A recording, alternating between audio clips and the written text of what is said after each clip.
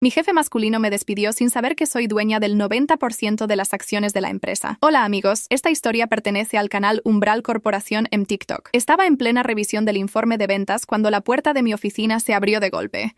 Martín entró sin llamar, como si estuviera marcando territorio. Tiró una carpeta sobre mi escritorio y gruñó: «Necesitamos hablar, ahora». Levanté la vista. 4 años trabajando bajo su mando y aún se comportaba como si yo fuera su asistente personal. Martín Rees, el típico hombre que solo notaba a las mujeres si necesitaba café o que alguien agendara sus reuniones. Un fanático del poder. Y peor aún, le encantaba recordárselo a todos. «Por supuesto», dije con calma, señalando la silla frente a mí, pero no se sentó. Permaneció de pie, imponiéndose. La junta decidió reestructurar el liderazgo. Estamos tomando otra dirección, una más audaz. Francamente, necesitamos líderes, no gestores de hojas de cálculo. Parpadeé, confundida por un segundo. ¿Me estás despidiendo? Él sonrió, disfrutando del momento. No seamos dramáticos, solo te estamos liberando, con efecto inmediato, sin previo aviso, sin revisión de desempeño, sin mencionar que mi equipo acababa de lograr el mayor crecimiento de ingresos en 3 años. Ya veo, murmuré. Te falta visión. Manejas tareas, no personas. Y seamos honestos, este sector requiere liderazgo fuerte, asertividad, seguridad. Las palabras no eran más que una envoltura corporativa para lo que realmente quería decir. No eres hombre. Aún así, mantuve mi postura. Entiendo. Martín frunció el ceño, esperando indignación o lágrimas. Pero hace tiempo aprendí a no mostrar debilidad frente a egos frágiles. Necesitaré tu tarjeta y laptop al final del día.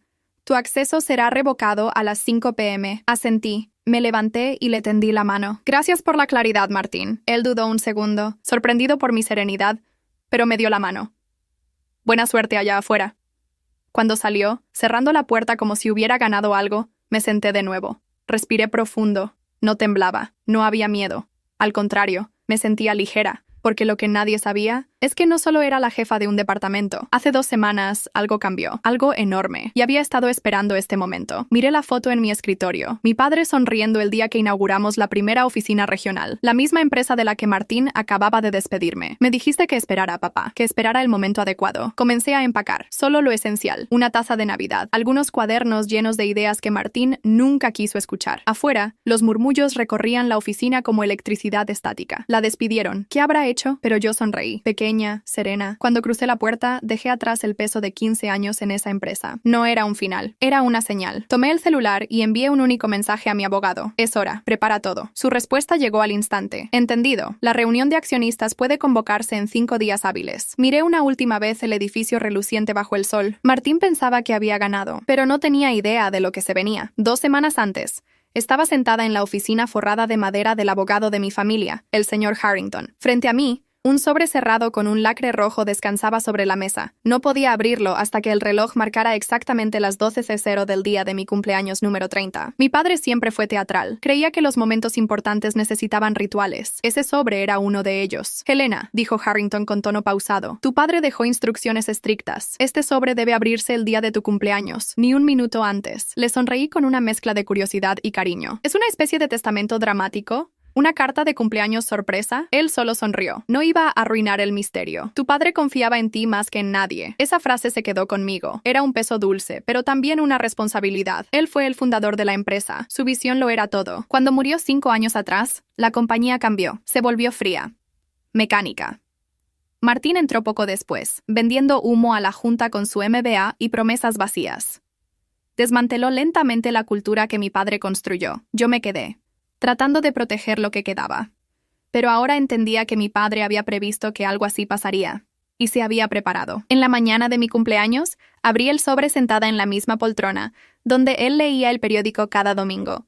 La luz del sol entraba por la ventana. La casa olía a madera vieja y café recién hecho. Dentro, había una carta manuscrita y un documento con sellos notariales. Leí la carta primero. Reconocí de inmediato su caligrafía firme. «Helena, si estás leyendo esto, es porque has cumplido 30 años, y eso significa que estás lista. Nunca lo dudé. He visto cómo trabajaste el doble por la mitad del reconocimiento. Vi tus noches largas, tu integridad. También vi cómo cambió la empresa tras mi partida, y supe que llegaría el momento en que necesitarías algo más que un asiento en la mesa. Por eso, te di la mesa. Tuve que parar. Mis manos temblaban levemente. Volví al documento. Era un fideicomiso, un traspaso legal de acciones, archivado, notariado, sellado. El 90% de las acciones que mi padre había mantenido tras dejar su cargo, ahora estaban a mi nombre, con plenos derechos de voto. 90%. Lo leí 3 veces, luego una cuarta. No estaba soñando. No solo era accionista, era Molan accionista. Mi cuerpo vibró con una energía nueva, poder, no de ese tipo que se grita, poder real, silencioso, irrefutable. Llamé a Harrington de inmediato. ¿Esto es real? Completamente, respondió. Tu padre estructuró todo para que se mantuviera fuera del radar hasta que tú decidieras activarlo. La Junta no sabe nada, a menos que tú se los digas. ¿Por qué no me lo entregó antes? Quería que entendieras la empresa desde adentro. Que vieras quién era quién. Que decidieras si valía la pena luchar por ella. Esa frase me partió en dos. Había soportado años de ser ignorada en reuniones, de ver a Martín llevarse el crédito por ideas mías, de ser testigo de cómo colegas hombres ascendían más rápido, con menos mérito. Siempre sonreí, esperando que el trabajo duro hablara por mí. Pero no era tiempo lo que faltaba, era palanca. Y ahora la tenía. Agendé una cita con Harrington para el día siguiente. Hablemos de lo que viene, le dije. Prepararemos los documentos para convocar a una reunión de accionistas, respondió sin titubear. Notificaremos a la Junta cuando todo esté listo. No aún, le detuve. No hasta que yo lo diga. Hubo una pausa. ¿Puedo preguntar qué estás planeando? Miré por la ventana. La ciudad bullía abajo, sin saber lo que se avecinaba. Voy a entrar a esa sala, dije, y mostrarles exactamente a quién intentaron despedir. No asistí a la entrevista de salida. Recursos Humanos me llamó 2 veces. Luego mandó un correo electrónico. Ignoré ambos. En cambio, me senté en una cafetería discreta en el centro, tomando un flat white mientras el señor Harrington revisaba el borrador final de la convocatoria de reunión de accionistas. Era oficial.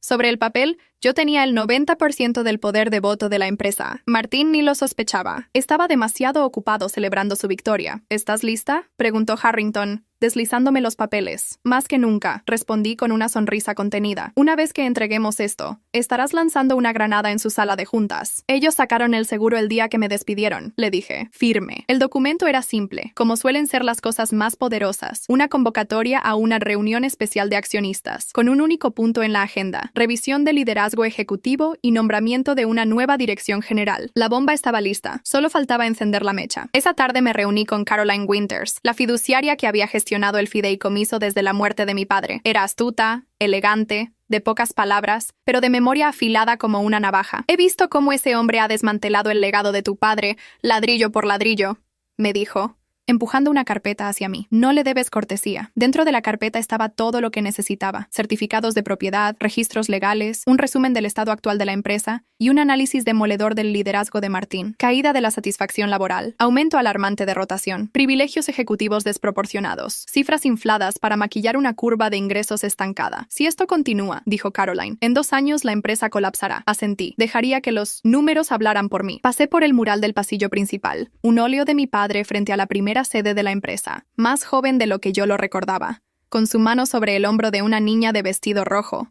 Él creía en el legado, y ahora, su legado estaba en mis manos. El lunes siguiente, el silencio en torno a mi salida se había vuelto un zumbido ensordecedor. Recibí mensajes de colegas. ¿Qué pasó? ¿Renunciaste? Martín actúa como si nada. Pero Recursos Humanos está extrañamente callado. No respondí. Aún no. Eso formaba parte del plan. Que Martín siguiera confiado. Que pensara que había ganado. Déjalo subestimarme una vez más. Esa noche me paré frente al espejo. Me puse el traje azul marino que había comprado para ocasiones especiales, pero nunca había usado. Ajustado, elegante, limpio. El tipo de traje que no se lleva para pedir poder, sino para ejercerlo. No preparé un discurso, solo unas pocas frases, precisas, imposibles de refutar. El martes amaneció fresco, el cielo estaba claro, la ciudad hervía con su caos habitual, sin saber que dentro de una sala de juntas, el orden del poder estaba por cambiar. Llegué 10 minutos antes. Crucé la recepción sin dudar. La recepcionista me miró 2 veces, pero no me detuvo. Arriba la sala de juntas estaba iluminada.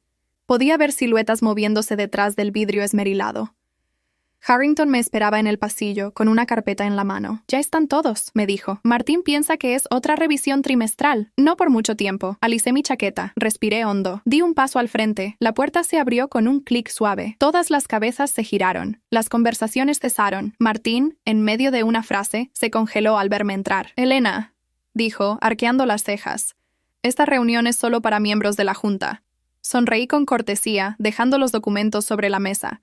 «Exactamente», y tomé asiento en medio de la cabecera de la mesa. El silencio fue absoluto. Al final de esa semana, el cartel con el nombre de Martín había desaparecido de la puerta del despacho del CEO. Me mudé a la oficina. No por símbolo ni por ego. Era el momento. No remodelé nada. Mantuve el escritorio original de nogal, las mismas ventanas panorámicas que daban a la ciudad, Lo que sí cambió fueron las paredes. Ahora estaban decoradas con fotografías reales, de empleados, de lanzamientos de productos, de momentos compartidos que habían sido ignorados durante demasiado tiempo. Y en la pared central, detrás de mi silla, colgaba un retrato grande de mi padre, no como monumento, sino como recordatorio, que este lugar se construyó con valores. El lunes siguiente convoqué a todo el personal a una reunión general en la sala de conferencias, la misma donde Martín solía proyectar cifras vacías, como si fueran trofeos de guerra. Pero esta vez, el ambiente era distinto. Silencioso, curioso, esperanzado. Las primeras filas estaban vacías, como si nadie quisiera parecer demasiado entusiasta. Otros entraban con cautela, muchos aún escépticos. Algunos solo habían oído rumores. Me paré sola al frente, sin diapositivas, sin discursos ensayados, solo mi verdad. Algunos de ustedes me conocen, comencé. Otros solo conocen lo que les han contado. Pero permítanme decir esto con claridad. No vine aquí a tomar el poder. Vine a restaurar la confianza. Los murmullos cesaron. La gente escuchaba. Durante años, esta empresa funcionó gracias a su gente, a sus ideas, a sus sacrificios. Pero en algún momento, eso se perdió. Hice una pausa. El silencio llenó la sala. La semana pasada me despidieron, dije con una leve sonrisa. Me dijeron que no era lo que esta empresa necesitaba, que me faltaba liderazgo, y no me defendí, no en ese momento, porque sabía algo que ellos no sabían, que el liderazgo no se grita, se demuestra. Vi cómo algunos rostros se suavizaban, asistentes, ingenieros, personal de limpieza. Todos sabían de lo que hablaba, todos habían vivido lo mismo. A partir de hoy, todo cambia, y cumplí mi palabra. En las semanas siguientes hice algo radical. Escuché. Me reuní con cada departamento, con líderes de equipo, pasantes, recepcionistas, personal técnico. Pregunté qué no funcionaba, pregunté quién merecía ser reconocido y qué necesitaban para trabajar mejor. Luego, actué. Promoví a Maya, del equipo de atención al cliente, a jefa de experiencia del cliente, un rol que ya desempeñaba en la sombra desde hacía un año. Reincorporé a Kevin, un desarrollador brillante que había renunciado tras ser ignorado repetidamente en promociones. Reestructuré recursos humanos. Leí cada queja olvidada en carpetas polvorientas. Varios gerentes fueron despedidos discretamente, aquellos que habían sembrado miedo y favoritismo durante la era de Martín. Y lancé la iniciativa People First, un programa interno para premiar la colaboración, la innovación y la equidad. Sin importar el cargo, sin favoritismos, no más susurros. No más techos de cristal, solo personas buenas haciendo un gran trabajo y recibiendo crédito por ello. Una tarde caminé sola por los pasillos. El ambiente ya era diferente, más cálido, más humano. En la sala de descanso se oían risas. La gente se quedaba después del horario, no por miedo, sino porque querían. Pasé frente a una pizarra blanca en el área de ingeniería. Alguien había escrito en azul. Ella regresó. 3 palabras, subrayadas 2 veces. Me detuve. No decía ella ganó, ni ella despidió a Martín. Decía que regresé. Eso significaba más que cualquier título. Una semana después, finalmente me mudé oficialmente al despacho del CEO. El cartel era nuevo, sencillo, de acero pulido. Directora ejecutiva. Solo llevé una cosa conmigo, una foto enmarcada. Mi padre y yo, sonriendo el día de la apertura de la primera oficina.